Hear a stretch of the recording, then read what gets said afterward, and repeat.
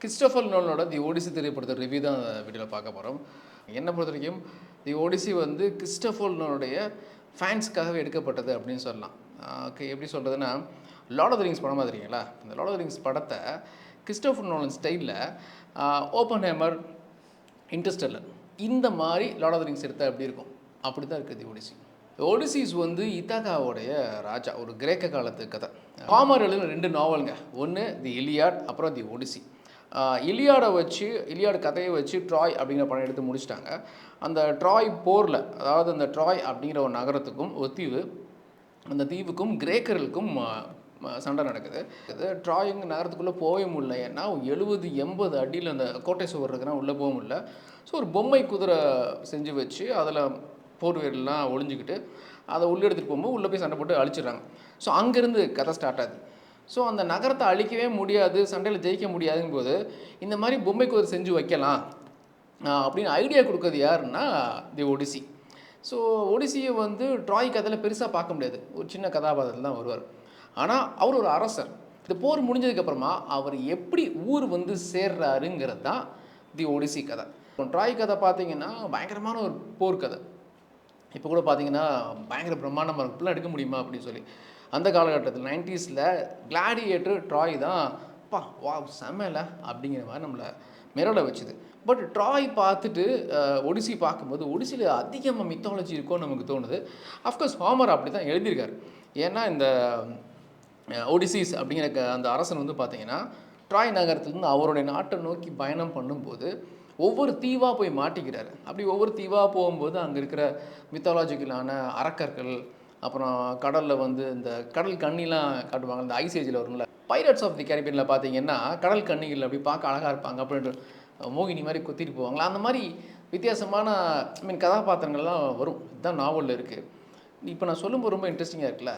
ஆனால் நோலன் எப்படி பண்ணியிருக்காருன்னா, அப்படி ஓப்பன்ஹைமர் ஸ்டைலில் ஒரு பக்கம் 2 பேர் பேசிகிட்டே இருப்பாங்க, இந்த பக்கம் அப்படி வேறு கதைகள் நடந்துகிட்ருக்கோம். நான் லீனியர் ஸ்டைலில் சொல்லியிருக்காரு.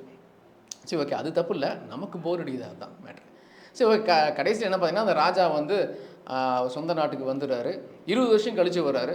ஸோ அங்கே மனைவியை பார்த்துடுறாரு, சேர்ந்துடுறாரு, நாட்டை மீட் எடுத்துடுறாருங்கிறது தான் கதை. ஆக்சுவலாக தி ஒடிசி ஸ்டோரி, இந்த நாவல் இருக்குது பார்த்தீங்களா, அதை அப்படியே நோலன் வந்து படம் ஆக்கலை. அந்த கதை அப்படி வேறு மாதிரி வரும். இவருக்கு ஏற்ற மாதிரி ஸ்க்ரீன் பிளேயை மாற்றிக்கிட்டாரு. ஓகே, அவருக்கு ஒரு நேரேஷன் இருக்குல்ல, அந்த மாதிரி மாற்றிக்கிட்டாரு. படமும் பார்க்கும்போது என்ன ஒரு விஷயம் புரியுதுன்னா, ட்ராய் அந்த போர் நடக்குது இல்லை, பொதுவாகவே உலகத்தில் போர் வந்து ரொம்ப கொடுமையானது, ஒரு ஈகோவில் தான் நடக்குது, அது முடியும் போது பார்த்தீங்கன்னா துயரத்தில் தான் முடியும், அது ஒரு பாவம் அப்படிங்கிற மாதிரி ஒரு கருத்து சொல்கிறாங்க. அதெல்லாம் ஓகே. லாஸ்ட் 20 மினிட்ஸ் வந்து ரொம்ப சூப்பராக இருக்கும். கடைசி 20 நிமிஷம் பார்த்தீங்கன்னா செமையாக இருக்குது, செமையாக இருக்குது அப்படின்னு பார்க்குற மாதிரி. பட் அந்த 20 நிமிஷம் சூப்பரான கதைக்காக 2.5 மணி நேரம் நீங்கள் பொறுமையாக தேட்டரில் உட்காந்துருக்கணும். நோலனை பற்றின ஸ்பெஷல்லாம் சொல்லுவோம்ல. இப்போ கிராஃபிக்ஸ் அவர் பெருசாக யூஸ் பண்ண மாட்டார். இந்த படத்துலேயே பார்த்தீங்கன்னா 60 அடி உயரத்துக்கு பெரிய அரக்கன் வருவார். அதெல்லாம் வந்து கிராஃபிக்ஸ் யூஸ் பண்ணல, அனிமேட்ரானிக்ஸ் யூஸ் பண்ணியிருக்காங்கன்னு சொல்லி அவர் பிடிவாதமாக ஒரு சில விஷயம் செய்வார் பார்த்தீங்களா. இப்போ அந்த கடலில் கப்பல்லாம் பார்த்தீங்கன்னா கிராஃபிக்ஸில் இண்டோரில் அவங்க பண்ணல. இப்போது பைரட்ஸ் ஆஃப் தி கேரிபியன் இண்டோரில் தான் தண்ணி வச்சு பண்ணாங்க, டைட்டானிக் அப்படி தான் பண்ணாங்க. பட் ஆனால் இவர் வந்து உண்மையான கடலில் போயிட்டு மக்களை வருத்தி ரொம்ப கஷ்டப்பட்டு பண்ணார். பட் அந்த பிரம்மாண்டம் வந்து அந்த அளவுக்கு எடுக்கணுமான்னு சொல்லி படம் பார்க்கும்போது தோணுச்சு. நீங்கள் சிஜி வச்சு போயிருந்தாலும் எங்களுக்கு இன்னும் இன்ட்ரெஸ்டிங்காக இருக்குமே அப்படின்னு தான் பார்க்க தோணுச்சு. ஆஸ் அ காமன் ஆடியன்ஸாக. இப்போ நீங்கள் இன்டெலெக்சுவல் ஆடியன்ஸ் இருக்காங்க, அவங்களாம் பார்த்துட்டு what a super man scene அப்படின்னு சொல்லி அந்த மாதிரிலாம் பேசுவாங்களே, அவங்களுக்கு ஒருவேளை அதான் நான் முதலே சொன்ன மாதிரி தான், இந்த படம் ஸ்ட்ரிக்ட்லி ஃபார் நோலன் ஃபேன்ஸ்.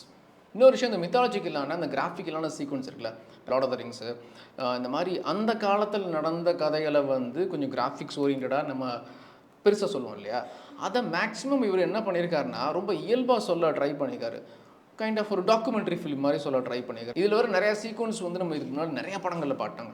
உதாரணத்துக்கு இந்த ஒடிசிஸ் அந்த அரசனுக்கு வந்து ஒரு சிறப்பான ஒரு குணம் இருக்கும். அதாவது இது அவனால தான் பண்ண முடியும் அப்படிங்கிற மாதிரி. நம்ம அந்த ராமாயணத்தில் வந்து வில்லை வளைக்கிற கதை இருக்குல்ல, அந்த சீக்வன்ஸ் அப்படியே இருக்குங்க. இவரோட வில்லு இருக்குங்க, அந்த வில்லை வளைச்சி அந்த இதை பூட்ட முடியாது யாருனாலையும். இவர் அசால்ட்டாக பூட்டிட்டு அந்த வில் அப்படி விடுவார், டிங் அப்படி சத்தம் கேட்கும். இது வந்து பார்த்திங்கன்னா கடைசியில் அந்த அரசி கல்யாணம் பண்ணி வைக்கணும் அப்படிங்கும்போது, ஏன்னா கதை பிரகாரம் ரொம்ப உலக அழகி அந்த அரசி. ஓகே, அந்த அம்மாவுக்கு ஒரு 50 வயசு ஆச்சுன்னு வச்சுங்க, 20 வயசு பையன் இருக்குது, இருந்தாலும் அந்த அம்மாவை கல்யாணம் பண்ணி நிறைய பேர் வெயிட் பண்ணிட்டுருக்காங்க, நிறைய அரசர்கள். அதனால புருஷன் வரவே மாட்டான்னு தெரிஞ்ச உடனே சரி ஓகேப்பா ஒடிசி என் கணவனோட வில்ல வளைச்சு அந்த இதை பூட்டிடுங்க, நான் கல்யாணம் பண்ணிக்கிறேன் அப்படின்னு சொல்லுவாங்க. ப்ளஸ் அந்த பூட்டினது மட்டும் இல்லாமல் இந்த ஆக்சஸ்லாம் ரொம்ப கடினமான ஒரு இலக்கை வந்து அடிக்கணும். அதான் கர்ணன் என்னது ராமாயண மகாபாரதத்தில் வர மாதிரி அதை யாருமே பண்ண முடியாது. ஆனால் ஒடிசி வந்து ரொம்ப வயசாகி ஒரு பிச்சைக்காரன் மாதிரி வருவார். அங்கே வந்து அந்த வில்லை பூட்டி அப்படிங்கும்போது டிங்கும்போது இந்த அம்மா கண்ணிலேருந்து கண்ணீர்லாம் வரும். ஸோ ஏன் சொல்ல வரேன்னா, இதில் வர்ற சீக்வன்ஸ் நிறையா படத்தில் நம்ம பார்த்துருக்கோம். பட் இருந்தாலும் ஒடிசி வந்து நோலன் சைடில் சொல்ல வந்திருக்காரு. இந்த படத்தில் மேட் டேமனுக்கு தாங்க பெரிய கதாபாத்திரம். ஏன்னா அவர் தான் அது ஒடிசியாக நடிச்சிருக்காரு. அவருக்கு செம்மையான ரோல். ரீசெண்ட் டைமில் பார்த்த படங்களில் அவர் இவ்வளோ அழுத்தமான ரோல் பண்ணியிருக்காரான்னு தெரியல. ரொம்ப மெனக்கெட்டு பண்ணியிருக்காரு. இவருக்கு அடுத்தபடியாக எந்த ஒரு கதாபாத்திரமே நமக்கு மனசில் இல்லை.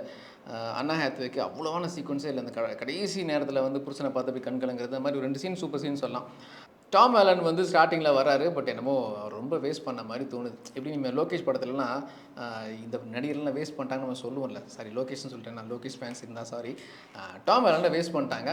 வராரு, அப்படியே வராரு. சும்மா இந்தியன் ஃபேன்ஸ்லாம் பார்த்துக்கலாம்.